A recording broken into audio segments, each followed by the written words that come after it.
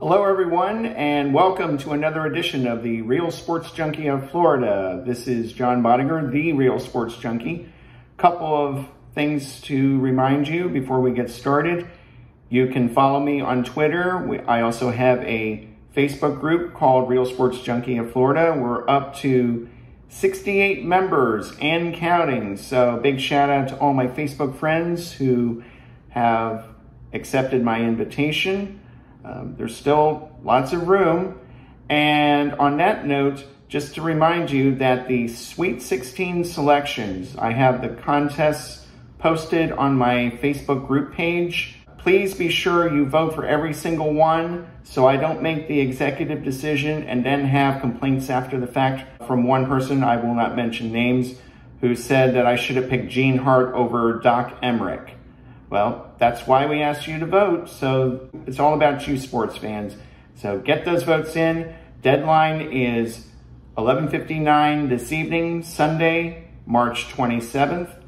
After that, I will tally the votes, and we will pick the next contenders for the Elite Eight, and I'll have more information as to the deadline for submitting your Elite Eight selections. Just to remind you that you can vote for your contender matchups one of three ways: on my Facebook group page, on my Twitter feed at Sports Junkie FLA, or comment on one of my videos, including this one. Speaking of tournaments, NCAA Tournament, let me ask you a question. How many brackets have been busted? Mine was busted big time. Now, if you had St. Peter's moving on in your bracket, then you're probably not one of them. But chances are a lot of you have had busted brackets.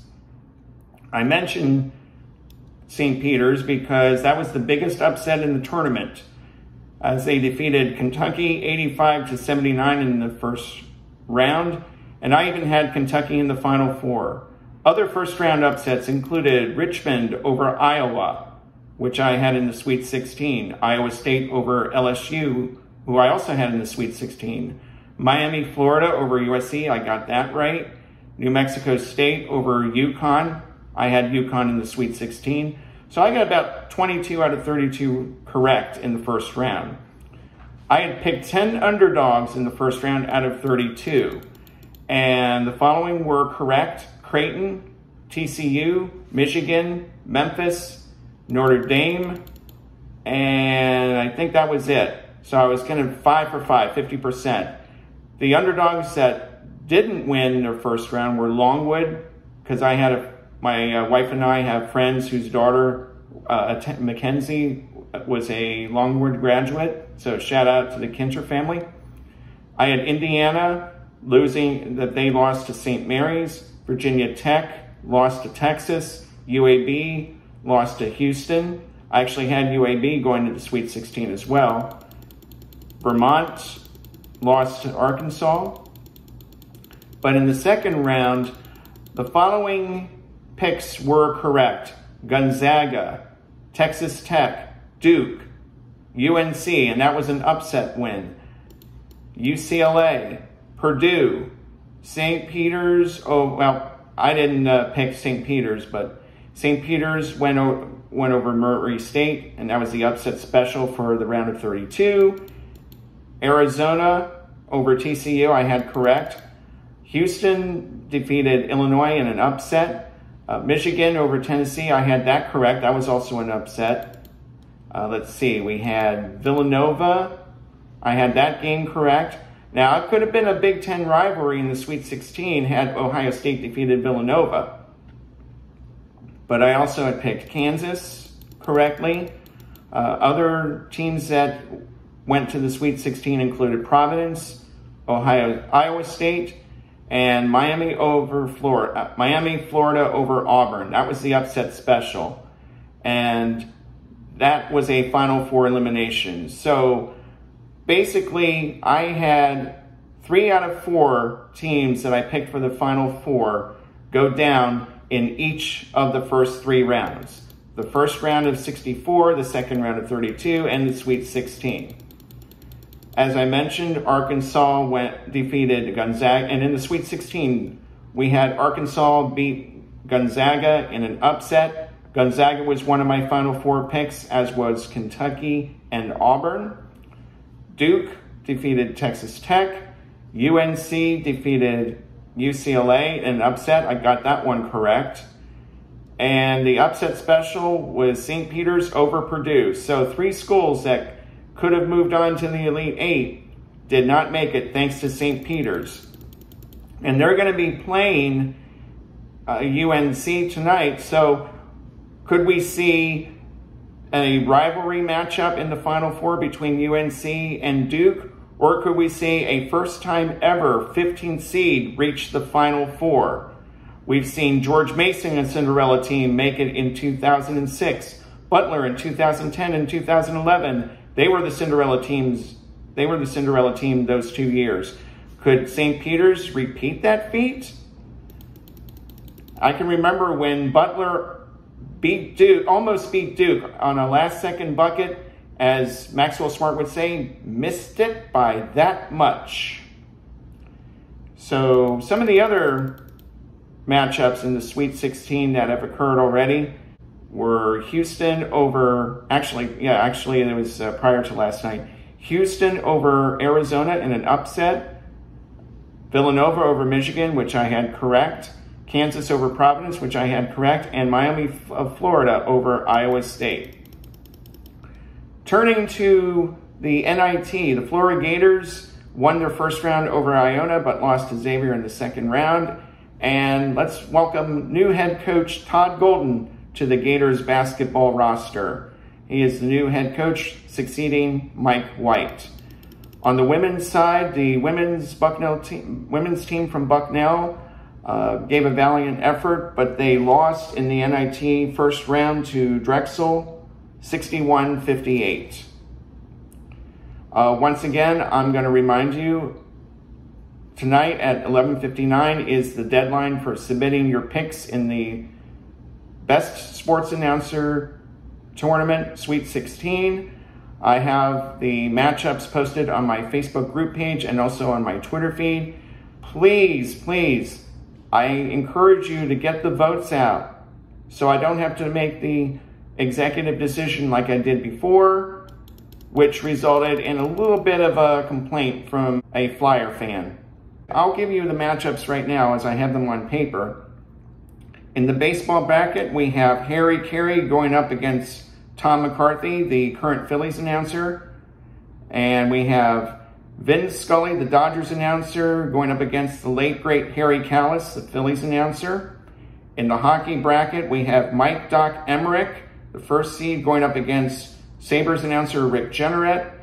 Then we have second seed Gary Thorne, the NHL announcer, going up against third seed Mike Lang, the veteran Pittsburgh Penguins announcer. In the football bracket, we have Chris Berman of ESPN going up against Patrick O'Brien, the fourth seed, the Selinsgrove Seals broadcaster. Hat tip to Patrick O'Brien for forwarding a video, which I posted on my Facebook group page, but I was unable to put it in my Best Sports Announcers playlist on my YouTube channel. So that was the best I could do. But hat tip to Patrick O'Brien for providing me that information. Then a great matchup.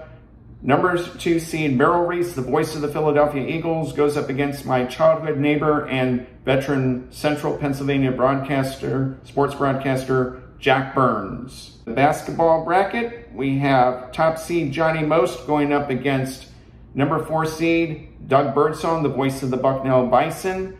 And one of my Facebook friends, George Lample, said it was a very tough one, but hey, you got to pick them. That's why I said, get the vote out. And of course, Dick Vitale, the second seed, will go up against number 6 seed Dave Zinkoff, the late, great public address announcer for the Philadelphia 76ers. And speaking of George Lample, give a shout out to George Lample and his family. They had lost their son, Max, in a tragic car accident late last year, right before the holidays.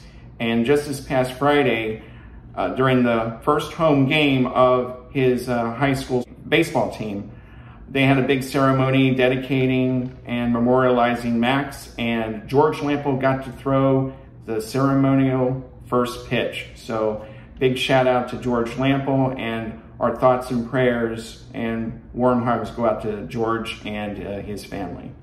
So just wanted to throw that out right there. Turning to spring training baseball, the Philadelphia Phillies opened up their spring training season a week ago Friday in Lakeland against the Detroit Tigers at Publix Joker Marchant Stadium. My wife and son were in attendance. That game ended up in a tie. The Philadelphia Phillies would later defeat the Detroit Tigers at the Phillies' home venue, Baycare Stadium in Clearwater. And yesterday, my wife and son attended the Tigers-Phillies game in Lakeland. Unfortunately, that game resulted in a loss for the Phillies. Other Phillies victories included wins over the Blue Jays twice and the Yankees.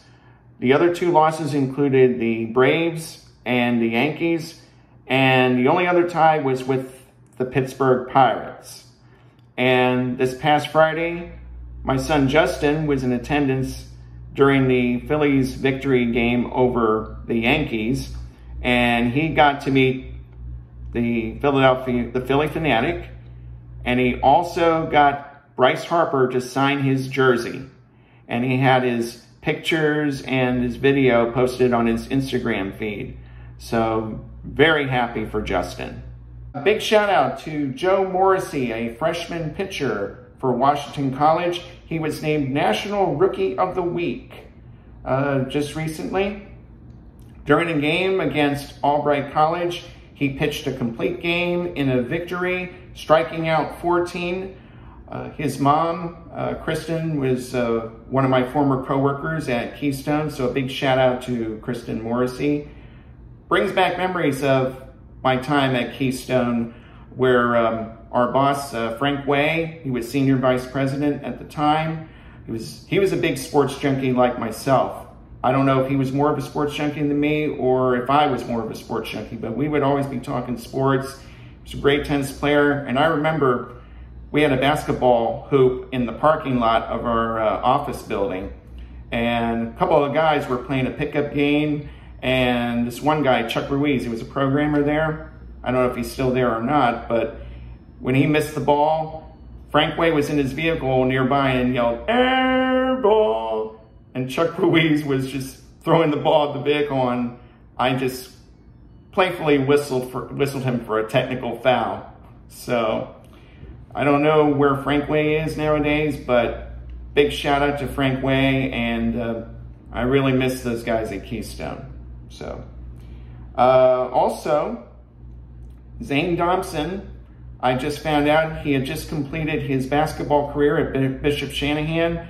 The Bishop Shanahan Eagles lost in the first round of states, but a valiant effort by the Bishop Shanahan basketball team. And on that same note, Zane Thompson is going to follow in his father Dave's footsteps. He's committed to Bucknell and will be playing soccer.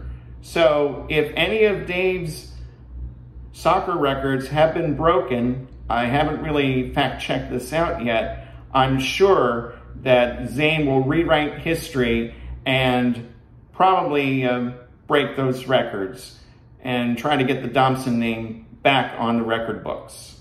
So a shout out to them, to the Thompsons, and shout out to the Norman family.